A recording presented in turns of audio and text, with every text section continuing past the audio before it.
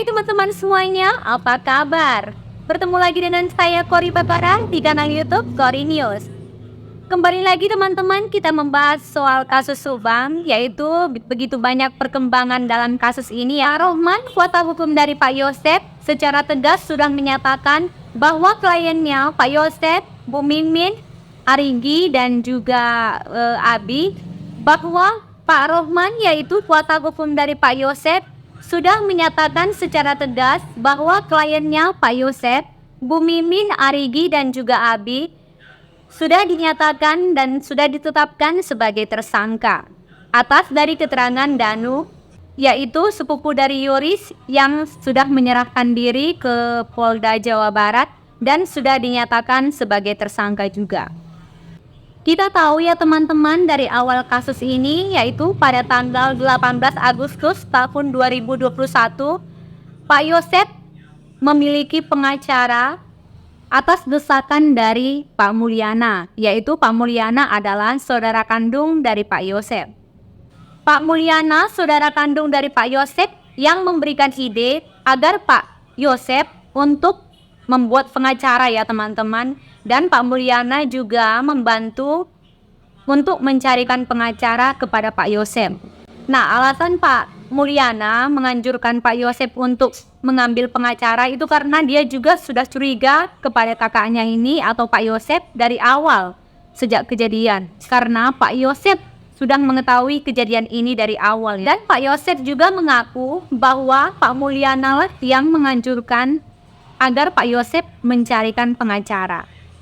Dan kita juga tahu ya teman-teman, di mana Pak Mulyana pernah memberikan pernyataan yang mengatakan bahwa kalaupun memang dia bersalah, ya dengan adanya pengacara akan bisa membantu. Tetapi kita tahu semakin berjalannya waktu, beberapa waktu yang lalu, bahwa memang Pak Yosep itu tidak bersalah katanya. Pada waktu itu ya teman-teman. Kita juga pernah mendengar bahwa Pak Yosep sempat dipisahkan dengan Ibu Mimin, di mana Pak Yosep tinggal di rumah Pak Mulyana. Karena pada saat di awal kejadian kasus ini, Pak Yosep juga sempat mencurigai Ibu Mimin. Tetapi dengan adanya keterangan dari Danu, yang di mana Danu mengatakan bahwa dia mengetahui siapa saja yang terlibat dalam kasus ini dan siapa saja yang membunuh Ibu Tuti dan juga Amelia, dia mengetahui semua ya teman-teman. Bahkan Danu sendiri pun ikut terlibat ya teman-teman dalam pembunuhan Ibu Tuti dan Amelia. Dan menurut keterangan Ahmad Taufan, bahwa kliennya Danu berada pada saat kejadian malam itu. Namun belum diketahui apa peran dari Danu dalam pembunuhan Ibu Tuti dan juga Amelia. Namun menurut analisa Anjas, nanti saja digali katanya ya teman-teman, karena Pak Yosep juga sudah ditetapkan menjadi tersangka. Di mana kita ketahui Pak Yosep dan Danu sudah ditetapkan menjadi tersangka dan sudah memakai baju tahanan ya teman-teman. Mereka terlibat dengan fakta-fakta dan juga alat bukti yang sudah mengarah ke sana. Lalu bagaimana dengan Ibu Mimin, yaitu istri kedua dari Pak Yosep, dan Arigi juga Abi, anak dari Ibu Mimin? Mengapa polisi belum juga menahan mereka bertiga ya teman-teman? Apakah polisi atau penyidik tidak takut bahwa barang bukti akan dihilangkan atau sesuatu lainnya ya teman-teman?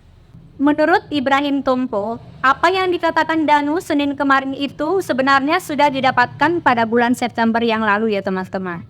Tanpa adanya statement Danu juga bakalan terbongkar menurut Ibrahim Tompo ya teman-teman. Lalu apakah Polda Jawa Barat tidak mengakui bahwa Danu lah pembuka jalan terbongkarnya kasus pembunuhan Ibu Tuti dan Amelia ya?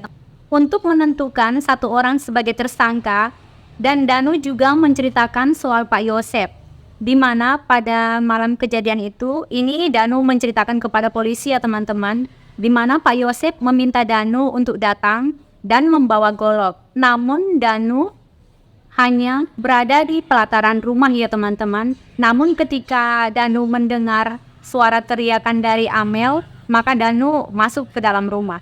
Lalu apakah peranan Danu pada malam 17 Agustus hanya itu ya teman-teman?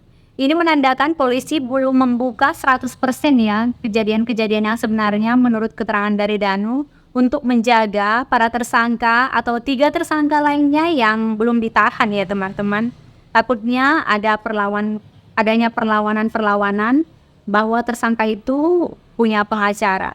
Di mana secara proses hukum ini belum selesai, bahwa tersangka itu punya pengacara yang dilindungi undang-undang, yang diperbolehkan membela kliennya walaupun mereka bersalah ya. Dan yang kedua yang menjadikan Pak Yosep itu menjadi tersangka adalah 2 noda merah. Di mana 2 noda merah itu sudah sering sekali kita mendengar ya teman-teman di pembahasan para youtuber pemerhati kasus Subang ini. Di mana ternyata 2 noda merah itu adalah darah dari Ibu Tuti dan Amelia. Dan sepertinya berasal dari alat yang dipakai untuk menghabisi Ibu Tuti dan Amelia ya teman-teman.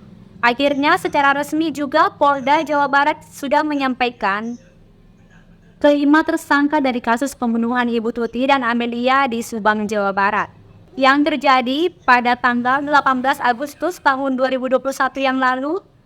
Polda Jawa Barat Kombes Ibrahim Tompo mengatakan dengan jelas bahwa ada 5 tersangka yang sudah ditetapkan dan 2 diantaranya sudah ditahan di Polda Jawa Barat. Kita melihat ekspresi dari wajah Danu yang seperti kalem saja atau tenang-tenang saja ya teman-teman, tetapi wajah dari Pak Yosep seperti adanya kemarahan dan juga rasa kesal, ada juga rasa malu ya. Baiklah teman-teman, sahabat Gori News, sampai di sini dululah berita dari kasus Subang yang dapat saya sampaikan. Mari kita ikuti kasusnya bersama-sama dan support channel ini dengan subscribe, like, dan komen di kolom komentar yang tersedia. Gori News, salam sehat selalu.